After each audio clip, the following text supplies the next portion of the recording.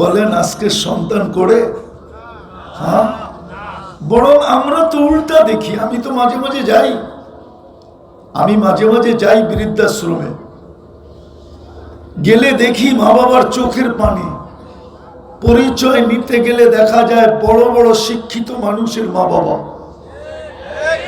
যারা তাদের জীবনকে বিসর্জন দিয়া, সব কিছু বিলায়া দিয়া সন্তানকে এডুকেটেড করে তুলছে। রাগ হয়ে যাবেন শোনাবো? হ্যাঁ, আমি আমেরিকাতে চিনি, বহুত মা বাবা চিনি যাদের চোখের পানি আমার এখানে আছে। আমি প্রচুর যাই তো, বৎসরে তো 2-1 বার যাওয়া পড়ে। আমেরিকাতে চিনি, কানাডায় চিনি, ইংল্যান্ডে চিনি, অস্ট্রেলিয়া চিনি, উন্নত দেশের কথা বলতেছি, চিনি আমি।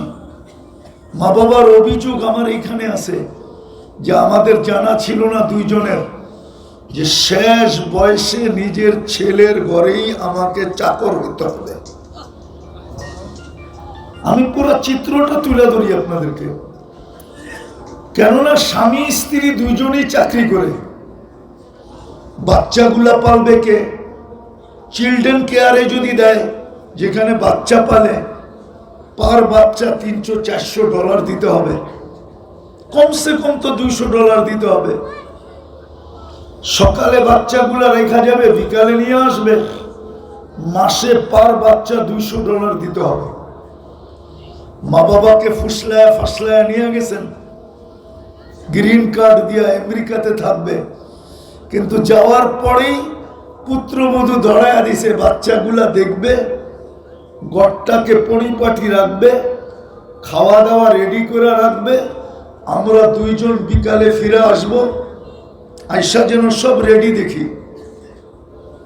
এরকম বহুত বাবার অভিযোগ আমার এখানে আছে যে আমার জানা ছিল না এই শেষ বয়সে আমাকে আমার সন্তানের কাছে চাকর হিসাবে থাকতে হবে। আবার আরেক দিনের কাহিনী শুনাইতেছি আপনাদেরকে। 2019 হবে, আমি এক এয়ারপোর্ট থেকে বাহির হইতেছিলাম আমেরিকা। তা আমার সাথে একটা ছেলেও বাহির হইতেছিল, তার আম্মাকে হুইল চেয়ারে নিয়া।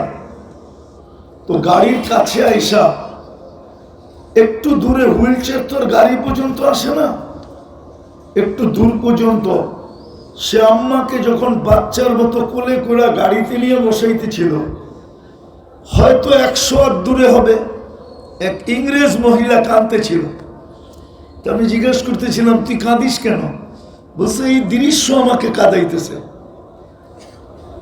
সন্তান দেখো মাকে বাচ্চার মতো কোলে করে গাড়িতে বসাইতেছে, কিন্তু আমার সন্তান কোথায় হারায় গেছে আমি জানি না। বৎসরে 1 বার আসে মাদার ডে, ওই দিন একটা কেক নিয়ে আমার কাছে আসে। বলেন কোনটা সুখ? দুটা চিত্র দেখাইলাম, সুখ কোনটায়?